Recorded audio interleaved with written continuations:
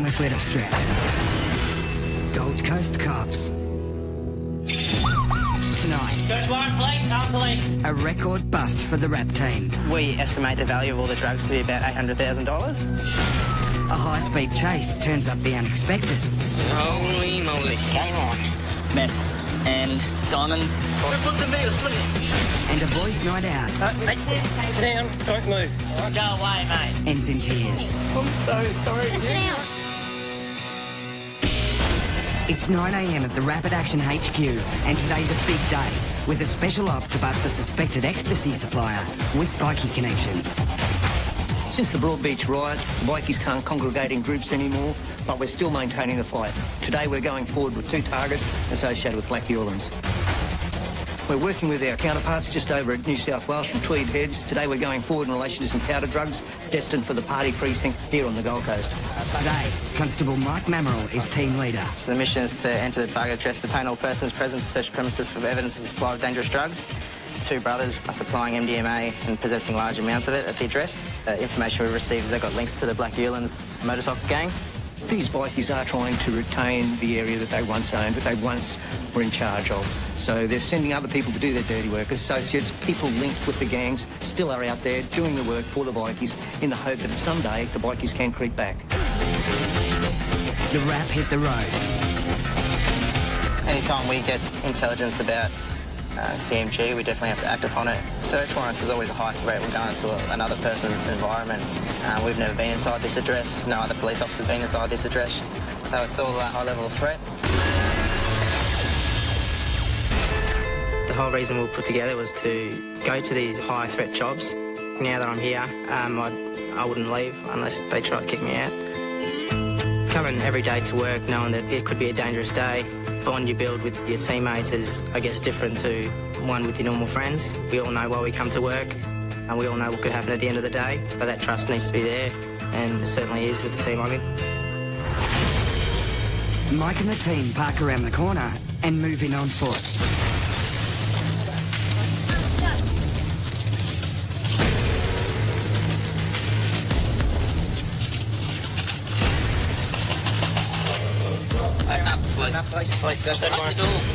It's a surprisingly easy entry, but with bikie connections, they need to move quickly Have a seat, have a seat.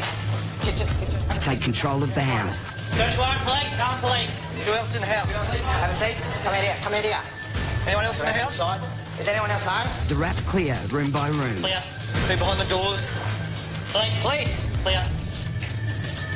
They secure their target and 2 mates. With the links to the criminal motorcycle gangs, we expect at least a little bit of resistance, but they were quite happy to let us in. We didn't have to damage any doors. They get inside the house, so we were quite surprised by their demeanour. But Mammerell knows all too well, when they are this helpful, there's usually more to it. At the moment, everyone's detained for the search. The search is in relation to the items listed on the search warrant, basically MDMA and supply of MDMA. Is there anything we should declare at the moment? Just got some weed, mate. That's it. Okay. Anything else? No ecstasy? No. No? There's my bong, there's my weed. That's about it, really. While the guy is forthcoming with the cannabis, Mammerell thinks this is a decoy. There's nothing else here? No. Okay. Is there anything else in there, mate? Right, we're going to do a thorough search. Is there anything else? No. The intel says there's more, and they're determined to find it. Don't want to answer any questions about that? Speed? How much speed is in there? Not too sure. It's 270 grams, and this amount of amphetamine is worth around $80,000 on the street. But that's just the beginning. As it turns out, there's quite a stash in the kitchen. Mate, to me, they've got imprints of like an Apple logo. Yeah, okay. All right. Which is usually used to manufacture MDMA, ecstasy tablets. It's a single-punch pill press used to compress MDMA powder into ecstasy tablets. And a sure sign, this guy is lying through his teeth. Never seen it before. What's going to be on these pieces of paper? Mammerell also finds what looks to be a ledger of drug deals. There's handwriting on it with names and dollar amounts. We were quite surprised when we found the speed, but when we found the pill press and the tick sheets, we knew the ecstasy had to be somewhere. With paperwork to suggest deals and sales, a pill press and amphetamine, all they have to do now is find the ecstasy. The team split. Lou and Mammerell search the target's bedroom, while the others hit the garage.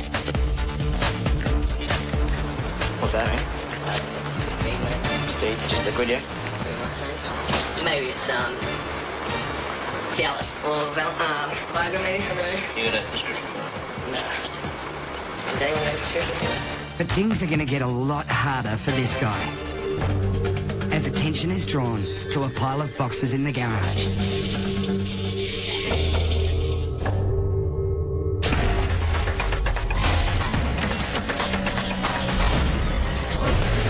The rap team proactively cruise the streets sniffing out crimes as they happen. And for Constable Nick Irby, it's all about the thrill of the job. There is a bit of an adrenaline rush in this job. I don't know what's on the table when I come to work, and that's probably the best thing about it. I don't know what I'm walking into, so that's a bit exciting. And today, Nick's adrenaline is about to start pumping. Go pick up now. On a routine patrol, he's just spotted a suspicious-looking car, which appears to be staking out a suburban house. Could be doing brakes. Yeah. I'll just follow them for a bit. They run the place. Coming up to a 2000 Ford Falcon station wagon gold. Right colour, wrong model, making Nick suspect either the car or the plates are stolen. Unlucky dollar! And now he's adding fuel to the fire by making a break for it. You'll start driving dangerously soon. Trying to intercept it now.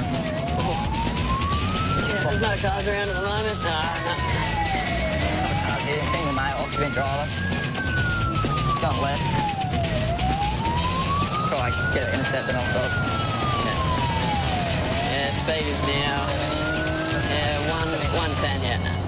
But at 40 k's over the speed limit, it's too dangerous to chase.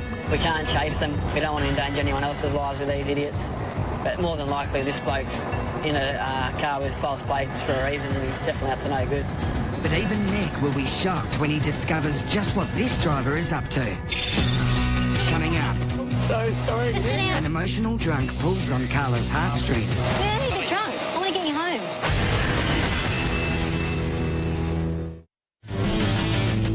The Rap have just raided the house of a suspected ecstasy dealer and manufacturer. So far, they've turned up over $100,000 worth of amphetamine and are still on the hunt for the ecstasy when they find a box of interest in the garage.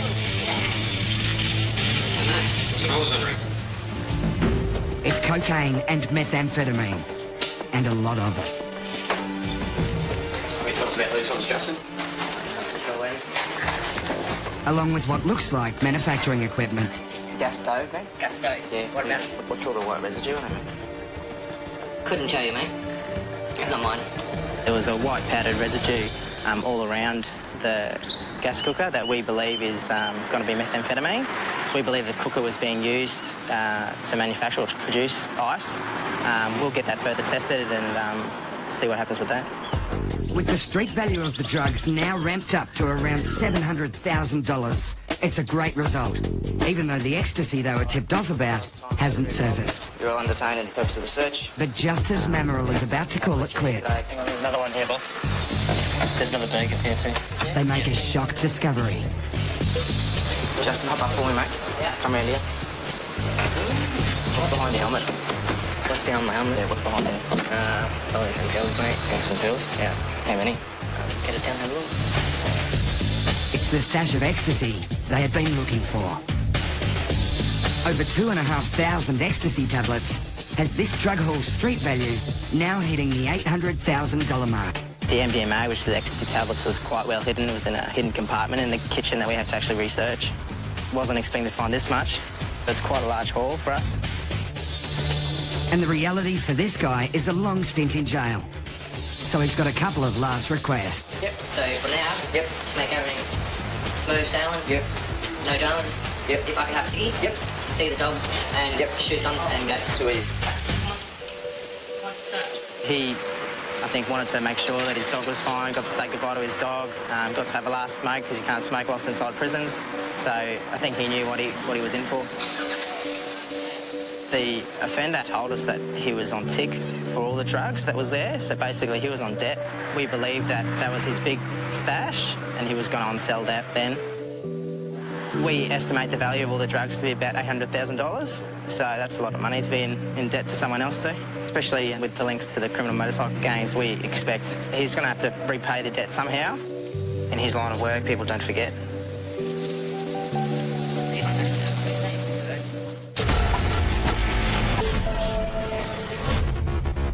Splicer and I got a good look at the bloke. Back at RAP headquarters, Nick Irby has some unfinished business.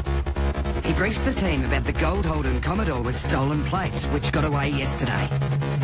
Seemed to be casing houses possibly to break into, or might have been sitting there with drugs. If you see the car, call another crew that's in the area and try and coordinate, because yesterday when he took off, he was probably doing over 100 kilometres an hour. With the rest of the RAP team on the lookout, Irby and Spicer head to the guy's last known address in an unmarked car Yeah, there it is there. to see if they can spot the vehicle. I can't see the car, man. Keep coming further up. It turns up nothing. But he doesn't have to wait long before the car is spotted at a nearby bank. We've been looking for this car all day. An off-duty officer has observed the car driving towards Nerang, and he's followed the vehicle, and the offenders walk into the local shops, and he's called us and asked RAP crews to have all gotten together and come down here to find the offender, and the off-duty officer have arrested the offender, who put on a really good wrestle as well. 1648. He's got his offender in custody from yesterday's evade. This bloke's history is all the colours of the rainbow. He's got armed robberies, unlicensed driving, invading police, break and enter, stealing, the whole lot. Basically anything you can think of, he's done it. And he's also wanted on a return to prison warrant, which means the warrant was issued last year. He's been on the run since last year to go back to prison, and we finally found him today. Do you understand you are under arrest? He may be bloodied from trying to escape, but once arrested, the focus moves to the search of the gold car, which Nick is sure has not given up all its secrets.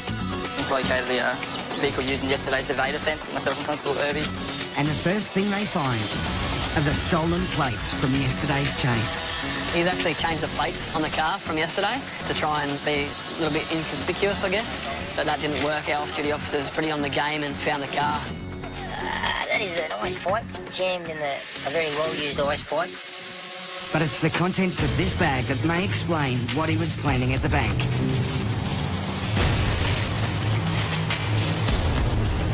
What's that? Little mask for riding or doing robberies. But that's nothing compared to what they discover next. Wrapped in this. Let's bring it out, yeah.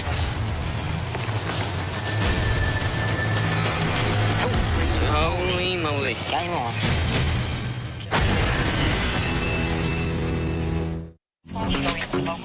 Sergeant Carla Sara and Constable Anthony Stratton are cruising Nobby's Beach. Yeah, this is Wednesday night, it's after midnight, no one out and about. And while it's quiet now, Carla knows that can change in an instant. Anything can happen at any time. Alcohol-fueled violence is what our biggest problem is. People will go out drinking and the amount of alcohol that's in their system will cause them to fight. And it's usually over a girl. Tonight's no exception. Out of the corner of her eye, she sees a group of young guys fighting. But this time, there's no damsel in distress. And what appears to be a fight is actually mates trying to get a drunk buddy home. He's got 5 seconds to get him under control. He's coming with us. No.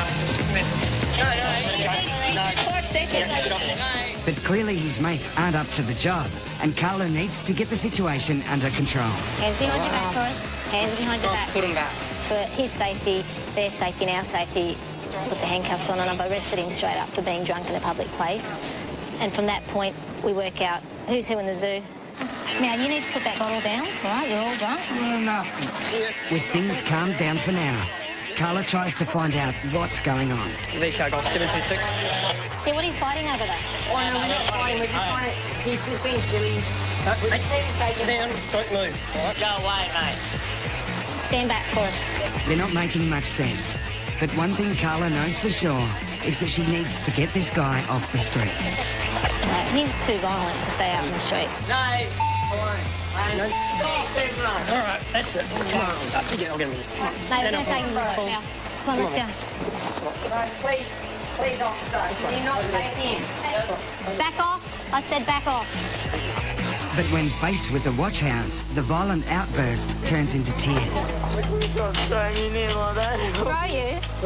Look at me. Sit down. What are you trying to run for? Paul, Paul, just go and sit down there for me, eh?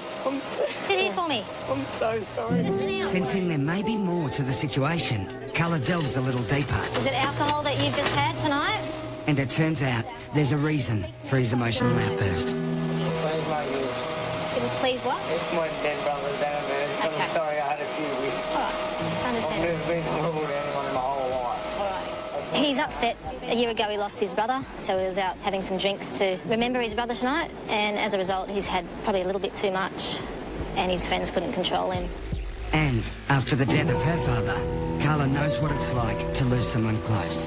When I joined the police service, he was diagnosed with cancer, so I didn't know about that while I was in the academy, and it was until he couldn't come to my graduation that I realised that something was wrong. And unfortunately he died probably a month after I graduated.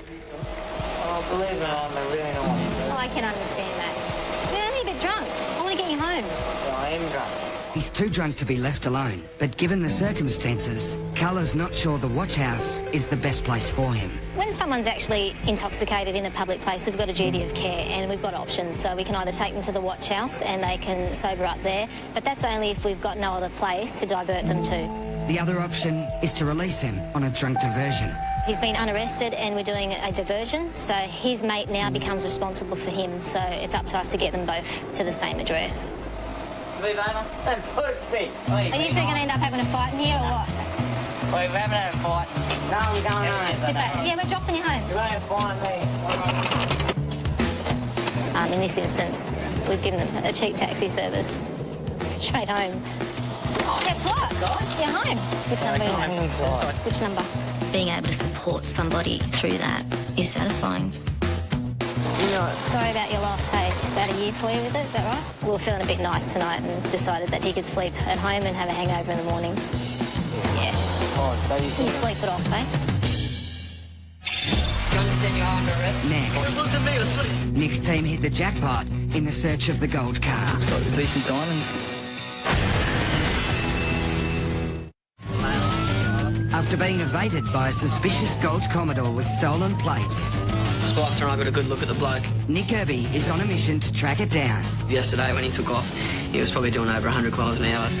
And his perseverance has paid off. Do you understand you're under arrest? It wasn't me, I swear. The driver was arrested outside a bank. Holy moly. Game on. And a search of the car has already turned up a treasure trove of no good. There's ammo in that. That's ready to go. Yeah, magazine, probably half a dozen rounds. Homemade silencer. Yeah. It's a sinister find. The mask, the loaded gun, all point to one thing.